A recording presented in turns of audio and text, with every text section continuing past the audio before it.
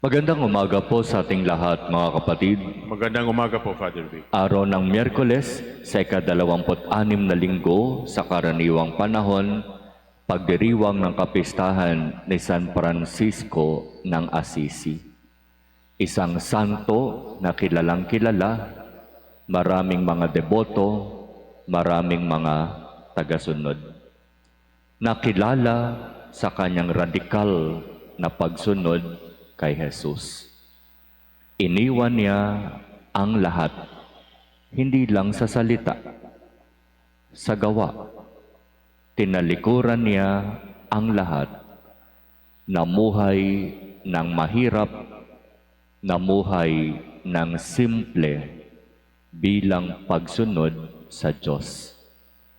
Radikal na halimbawa ang itinuturo sa atin ni San Francisco de Assisi kung paano dapat sumunod sa Diyos.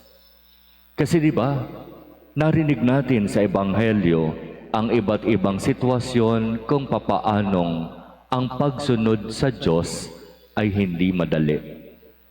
Maraming dapat i-consider, maraming dapat isiping mabuti.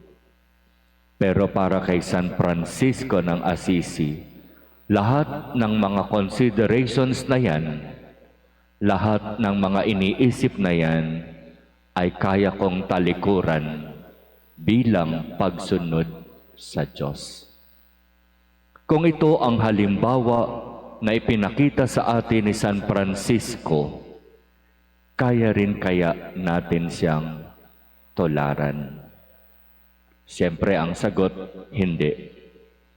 Hindi natin kaya sapagkat marami tayong pinanghahawakan sa buhay. Marami tayong pinakaiingat-ingatan sa buhay. Marami tayong hindi matalikuran sa ating buhay. Kaya hindi natin kaya ang pagsunod ayon sa halimbawa ni San Francisco ng Assisi. Pero kung hihingin natin ang tulong at biyaya ng Diyos, magagawa nating iwan at talikuran ang lahat. Walang nagsikap na sumunod at maglingkod sa Diyos ng buong katapatan ang napahamak, ang napariwara, ang naghirap, ang nagutom. Ang mga nagsikap sumunod ng buong katapatan at ng buong katotohanan sa Diyos, anuman ang kanilang pangangailangan, ipinagkakaloob ng Diyos. At ito ang misteryo ng pagsunod sa Diyos. Tatalikuran natin ang lahat.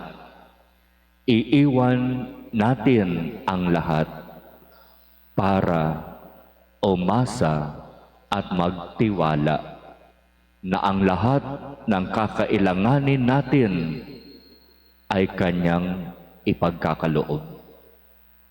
At dito masusubukan ang ating pananampalataya. Lagi nating naririnig, God will provide. Subok na subok yan ng mga taong iniwan at tinalikuran ang lahat para sumunod sa Diyos.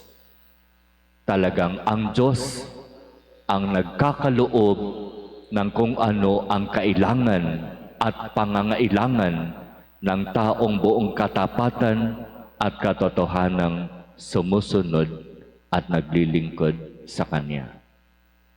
Kaya bago natin bitiwan ang salita, susunod po ako sa iyo, Panginoon. Pakaisipin muna nating mabuti kung kaya ba nating talikuran ang lahat, kung kaya ba nating pasanin ang krus na ibibigay ng Diyos sa atin upang sumunod sa Kanya. Si Saint Francis ay nakilala bilang isang nagsikap na sumunod sa ating Panginoon na nagmahal at nagpakilala sa kung ano ang kahalagahan ng kalikasan.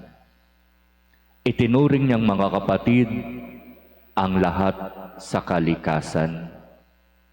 Para kay Saint Francis, ang mga nilikhang ito ng Diyos ay dapat pangalagaan, dapat mahalin. Kaya naging patron din siya ng ecology. Pagpapahalaga sa kalikasang nilikha ng Diyos. Tayo rin ay inaanyayahan na pahalagahan ang kalikasan. Kapag hindi natin iingatan at pahahalagahan ito, tayo rin mismo ang magdurusa. At nararamdaman na natin at nararanasan na natin ang epekto, di ba, ng hindi natin pangangalaga at pagmamahal sa kalikasan. Maaaring binabaliwala natin, pero andito na nararanasan na natin ngayon ang epekto ng pagwawalang bahala sa kalikasan. Kaya ito nawa ang maging magandang aral na mapulot natin kay San Francisco de Assisi.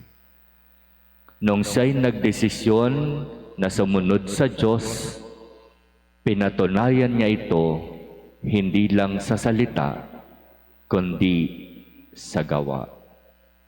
Totoong-totoo sa kanyang buhay ang pagiging simple, ang pagiging mahirap para sa Diyos, at ang buong katapatang pagsunod sa kanyang kalooban. At in-extend pa niya yung kanyang pagmamahal sa Diyos, yung kanyang pagmamahal sa kapwa, sa kanyang pagmamahal sa kalikasan.